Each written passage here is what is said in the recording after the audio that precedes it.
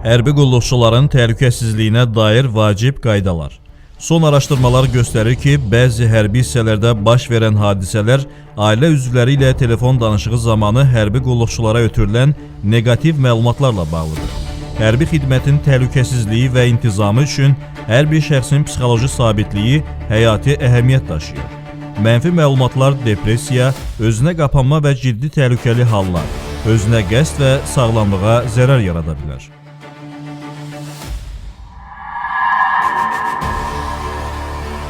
Hərbi xidmətdə olan şəxslərə sovqatların qeyri-rəsmi qaydada göndərilməsi mülki şəxslər, taksi və s. vasitəsilə təhlükəsizlik riskləri yaradır. Buna görə sovqatlar yalnız rəsmi poçt vasitəsilə göndərilməlidir.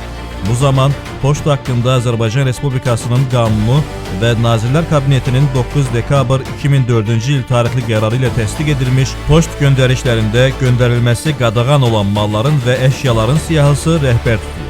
Bu göndərişlər ünvana tam ödənişsiz çatdırılır. Valideynlərdən və yaxınlarından xahiş olunur.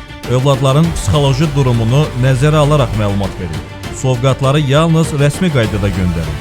Qeyri-rəsmi vasitələrdən istifadə etməyin. Xidmətə müdaxilə qanun pozuntusu. Hərbi intizamın qorunması, təhlükəsizliyin təmin olunması və şəxsi heyətin mənəvi-psixoloji vəziyyətinin sabitliyi ümumi vətəndaş məsuliyyətidir. Azərbaycan ordusu dövlətçiliyimizin dayağıdır və onun möhkəmliyi hər birimizin məsuliyyətli davranışından asılıdır.